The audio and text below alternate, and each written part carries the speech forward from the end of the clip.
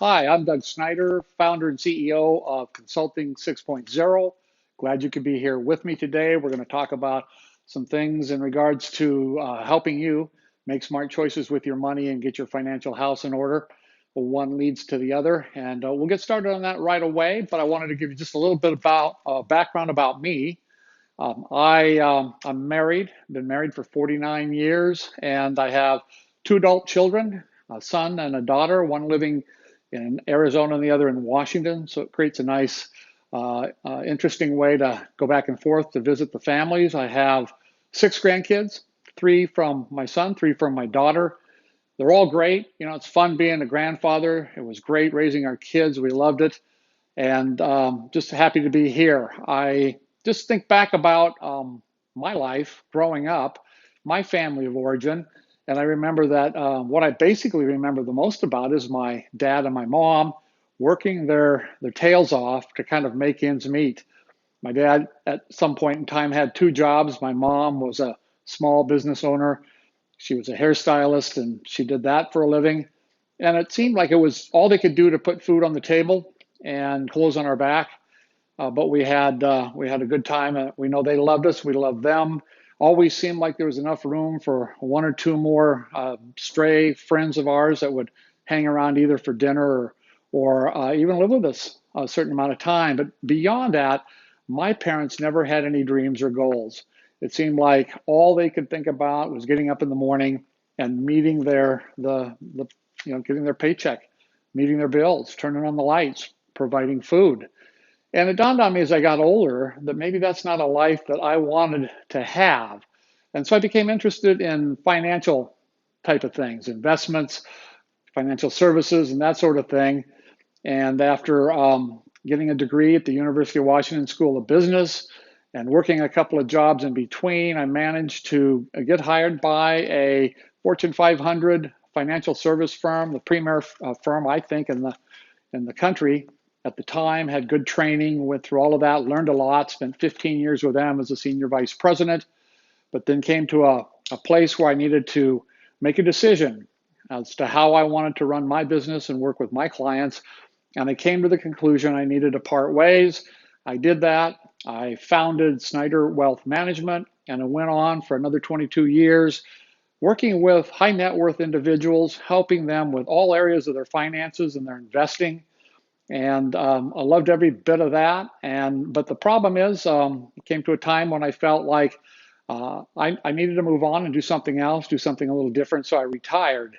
Of course, I miss working. I'm in basically good health, so I needed to do something. And it dawned on me that the people that I served back then might make up 5 to 10% of the population. Those are the clients that have been fortunate enough to accumulate enough assets, enough wealth that it made sense for them to hire an expert and assist them in making sure all areas of their financial life were in order. But I realized that there were about 90% of the population that didn't have access to that kind of help. And I know that I figured they didn't need as much help as because they didn't have real complex financial situations, but nevertheless, they were overwhelmed with their own finances, with what to do. They had questions about saving money for college for their kids, how much to put into their retirement plans, should they have a retirement plan, what kind of investments should they make, do they need a will or a trust, all those kind of questions that tend to come up. So I founded Consulting 6.0. My focus was to be able to do it in a manner in which I could provide most of the services that I did my high net worth individuals, but at a much lower rate. And that was because most of the people that I'm now helping don't have that complex of a financial situation. But they nevertheless want to make the right decisions. They want to know that they're making smart choices with their money. So I do the same thing that I did for my high net worth individuals, but I just kind of toned it down a little bit. No longer pay for an office. I do it by phone. I do it on the internet.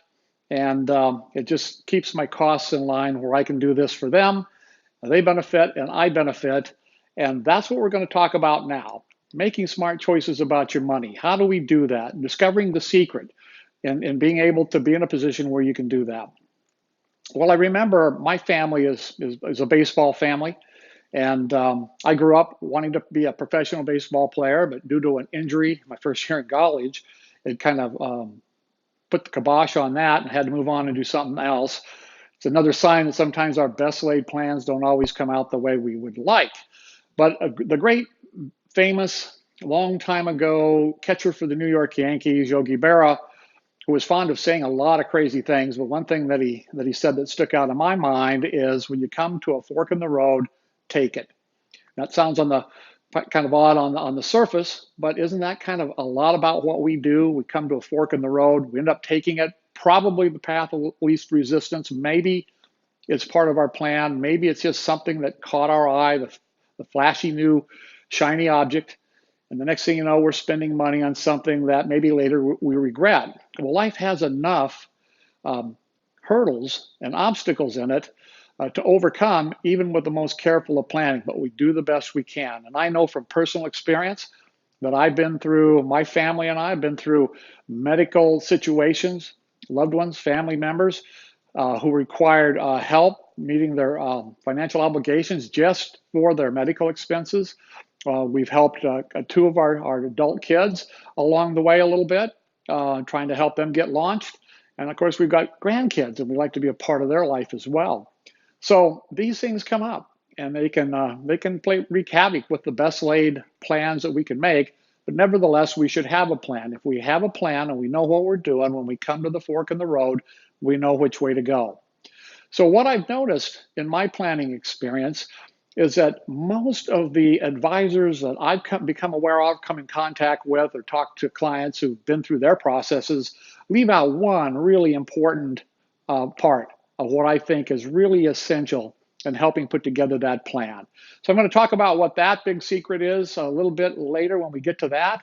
But I also wanted to be able to answer the questions about what the single most important question that you need to ask a financial advisor that you're working with, how to know you're getting your money's worth when you're working with one, the secret to making smart choices about your money, and so forth. So we'll kind of get started as I kind of break down my particular process. So the way it works for me is that once someone like yourself, someone who's interested in making smart choices about their money, someone who is serious, is looking for maybe some help or direction, they're thinking it maybe might be a financial planner or a financial advisor, not quite sure which way to go, and you're looking for help, this is how I work. You'll notice that the first thing I do is we set up a phone appointment.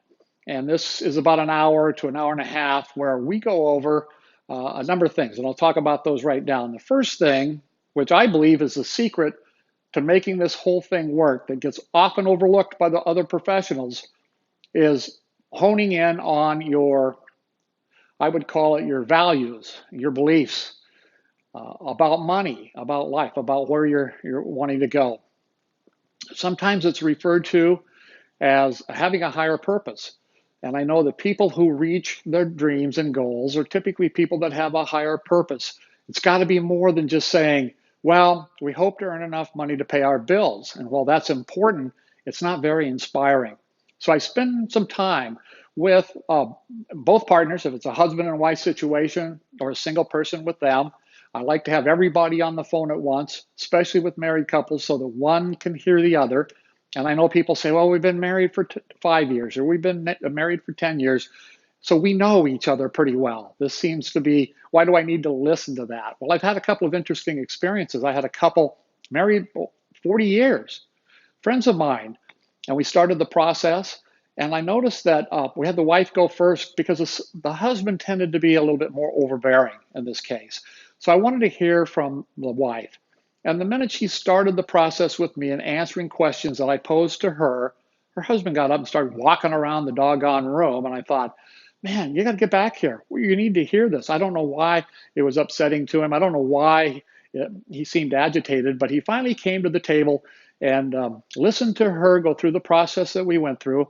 And then he had his turn. And it's not a touchy-feely thing. It's something that helps them crystallize their most important values. And I know that, that's where it all starts. I know that I decided a number of years ago before I started this process that I was going to practice the questioning. And so I got my wife and I said, look, honey, sit down. I want to take you through this little process. And I just want you to tell me what comes to your mind the very first thing when I ask you questions. And we start with the question, what's important about money to you? As soon as I posed the question to her, she paused. She got this serious look on her face. She stood up and she said, well, Doug, if you don't know me by now after all these years of being married, I don't know what to do. And she got up and walked off. I mean, it was almost like we'd started a fight. And I thought, well, maybe it's my approach, but I'm hitting a nerve and something's important there. And I think it needs to be kind of fleshed out. We sat down and finally, when I explained the purpose to her, she understood I wasn't trying to trick her or anything. And I really truly wanted to know. So we go through that process. Once we get to that, we've got your values clarified, both of you, then we go on to identifying 2 or 3 of your most important goals. And these are goals that take time and money to accomplish. It's not like, well, we want to go out to the movie theater, once a week. Well, you can maybe pay for that out of cash flow, but something that takes some planning and some effort. And we go through a process of identifying those goals very specifically. And we make sure we've got that down, because what we want to do is have something that excites them about reaching for. And again, higher purpose, clear goals, motivation to make it happen and accomplish what we set out to do. After that, it's a process of gathering up your assets, where you're at now currently, and taking a look at that so that we can see how to bridge the gap from where you're at now to where you want to go. And so we work on that, and that's a whole different discussion as well. I help do some calculations on that for my clients. And then I develop what I call the one-page financial plan. Now, many times I'll ask people who want to engage me in my services, I'll ask, the first question is, do you have a financial plan? If the answer is no, fine. If the answer is yes, I'll ask them where it's at. And without question, 95% of the time they'll say either we don't know or it's in our bookshelf. And I'll ask, have you looked at it recently? And they'll say, well, no, once we got it, we just filed it away. We haven't opened it since then. And I thought, what a crying shame that is. What value is it? And then when I look at the plans that get done, and we're talking thousands of dollars for these plans, I notice that it's 80 or 90 pages of colored graphs, charts, and numbers, and an awful lot of disclaimers along the way, and very little meat. So I thought to myself, I'm going to make it simple. We're going to take one page. We can get what we need to do, what I call the next step plan of action. We can get that down on one sheet of paper. And if we can do that, there's a higher probability that you, the client, are going to take the steps to make sure that happens. So once we get to that point, then we're ready to go, and the ball's in your court. My whole goal is to help you get to a point where you can kind of carry this on your own. So I'm a one-time encounter in this case, other than like it was when I had wealth management. Clients would hire me and pay me to be with them through months and months and years, all the way to maybe when they passed away. And I had a number of clients that were with me that long to do that. So I want to make you somewhat independent. And in doing that, and in showing you how you can do it, and accomplish what you need at the least cost to you, saving you money, I figure I've done my job. So in addition, though, I also learned one other thing. I learned that we need to have some follow-up with this.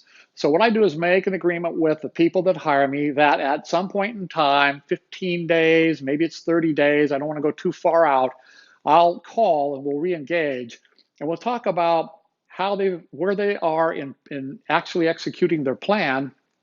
And if there's something that's left undone, how do we remove the obstacles? Where do we need to go to get that done? And usually my directions are pretty specific that I give them in that one-page plan so that they can follow it like a recipe. But things come up, things get in the way. Sometimes we hesitate on what it is we need to do. So that's where I wrap it up. I'm also available by phone, email, or text to answer any questions along the way. I want to be their guide, if you will. In fact, I see myself in this role more as a financial coach than I do as a financial advisor. Now, I'm not, I gave up my licensing so that I could have more freedom to do this the way I thought it should be done. But what that means is I could not, even if I wanted to, sell or recommend specific financial products. So you can be assured that the price that you pay for this is the one-time total fee, and there is no other costs involved. Now, it may come to pass that in covering all these areas like cash flow, taxes, retirement plans, college education, life insurance, risk management, estate planning, and all of that, that we may need to hire what I call a subject matter expert, or you may need to.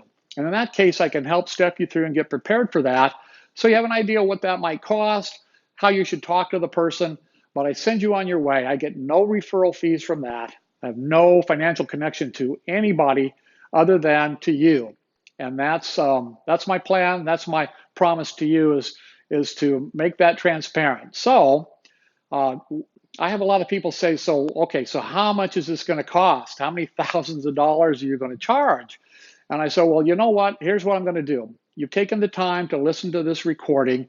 I normally charge $595 for the whole package, one-time fee, typically paid when you decide to book an appointment with me. We get that set up front, and I call you, and we go from there. But because you're watching this video right now, I'm going to give you a reduced price. I'm going to give you a discount. My charge right now for you would be over the next, good for the next couple of weeks, to do the whole thing for $395. So I can't make it any simpler than that. I have a link at the bottom of this video where you can click on that. You'll get a calendar with some dates and times on it. It's real simple. You pick the date and time that's convenient for you. We'll set that up.